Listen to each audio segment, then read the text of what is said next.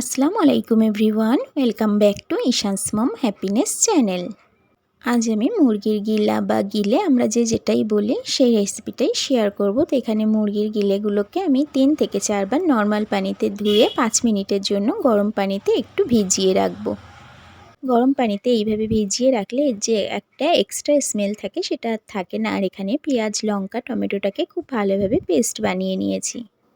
রান্নার জন্য কড়াই বসিয়ে দিয়েছি। কড়াইয়ের মধ্যে সরিষার তেল দিয়ে নিয়েছি। তেল গরম হয়ে গেলে তেজপাতা, শুকনো লঙ্কা আর গোটা গরম মশলা এখানে দিয়ে দিলাম। কয়েক সেকেন্ড নাড়াচাড়া করব। কয়েক সেকেন্ড নাড়াচাড়া করার পর যখন সুন্দর একটা স্মেল আসবে তখন ওই যে বাটা মশলাটা, পেঁয়াজ, লঙ্কা, টমেটোটাকে পেস্ট করে রেখেছিলাম সেটাকেই দিয়ে দিলাম। এখানে আমি 2টো বড় সাইজের পেঁয়াজ, 2টো বড় সাইজের টমেটো, 3 থেকে 4টে কাঁচা লঙ্কা নিয়েছিলাম। আর ওই যে 5 মিনিট যে গরম পানিতে ভিজিয়ে রেখেছিলাম গিলেগুলোকে, ওটা পানি ঝরিয়ে রেখে দিলাম।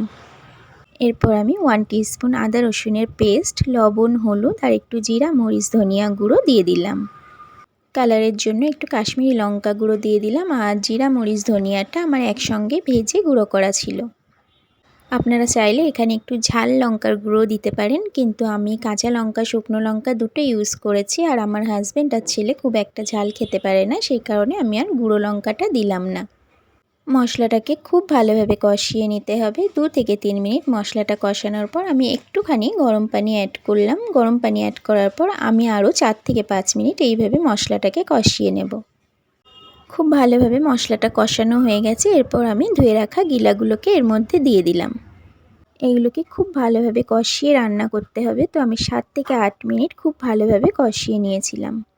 মুরগির মাংসের মধ্যে এই পার্টসটা আমার ভীষণ পছন্দ। আমার মতো কার কার এটা খুবই পছন্দ অবশ্যই কমেন্টে জানাতে পারেন। আমি ছোটোবেলা থেকেই এটা খেতে ভীষণ ভালোবাসি। তো ছোট থেকে এখন অনেক বড় হয়ে গেছি, কিন্তু আমার বাবা এখনও ভোলেনি যে আমি এটা খেতে ভালোবাসি।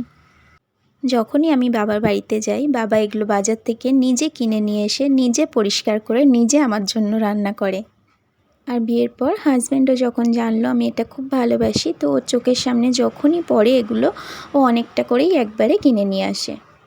তো আমাদের বাড়িতে শুধু এটা আমি একা না, আমার হাজব্যান্ডও ভীষণভাবে ভালোবাসে। আর এখন আমার ছেলেও এটা খেতে ভীষণ পছন্দ করে। এটা কষানোটা যতটা ভালো হবে রান্নার টেস্টটা ততটাই ভালো হবে। এটা আমি অনেকটা সময় নিয়ে 7 থেকে 8 মিনিট সময় নিয়ে খুব ভালোভাবে কষিয়ে তারপর এর মধ্যে আমি গরম পানি অ্যাড করে দিলাম। ঢাকা দিয়ে রান্নাটা করব। মিডিয়াম ফ্লেমে এটাকে 15 থেকে 20 মিনিট রান্না করে নিলেই খুব ভালোভাবে সিদ্ধ হয়ে যাবে। মাঝে একবার আমি ঢাকাটা ওপেন করে একটু নাড়াচাড়া করে দিচ্ছি, না হলে একটু লেগে লেগে যেতে পারে মশলাগুলো। একটু নাড়াচাড়া করে আমি আবারও ঢাকা দিয়ে দেব। তো 7-8 মিনিট কষানোর পর মোট 15 মিনিট আমি ঢাকা দিয়ে মিডিয়াম ফ্লেমে রান্না করেছি। একবারে ঢাকাটা ওপেন করে দিলাম। রান্নাটা আমার কমপ্লিট হয়ে গেছে, আর কোনো রকম ঢাকা আমি দেব না। আমরা এটা গরম ভাতের সাথে খেয়েছিলাম, সেই কারণে একটু গ্রেভি রেখেছি, কারণ ভাতের মধ্যে এই গ্রেভিটা মাখালে খুব ভালো লাগে। এটা রুটি পরোটার সাথেও খুব ভালো লাগে। উপর থেকে একটু ধনিয়া পাতা দিয়ে খুব ভালোভাবে নাড়াচাড়া করে গ্যাসের ফ্লেমটাকে অফ করে দিয়েছি। তো আমার এই রেসিপি বা আমার চ্যানেলটা ভালো লাগলে আমার চ্যানেলটাকে সাবস্ক্রাইব করে রেখে পাশে থাকা বেল আইকনটা প্রেস করে রাখতে পারেন, যাতে করে যখনই ভিডিও আপলোড করব আপনার কাছে সাথে সাথে নোটিফিকেশান পৌঁছে যাবে, আপনি আপনার সময় মতো দেখে নিতে পারবেন। যারা অলরেডি কাজটা করে রেখেছেন তাদেরকে থ্যাংক ইউ সো মাচ। কত সুন্দর দেখতে হয়েছে, দেখেই বুঝতে পারছেন কতটা ইয়ামি হয়েছে। তো আমি একটা সার্ভিং বোলের মধ্যে সার্ভ করে নিলাম। ওপর থেকে কিছুটা ধনিয়া পাতা কুচি দিয়ে দিলাম। রেসিপি কেমন লাগলো কমেন্টে জানাতে পারেন। আল্লাহ হাফেজ।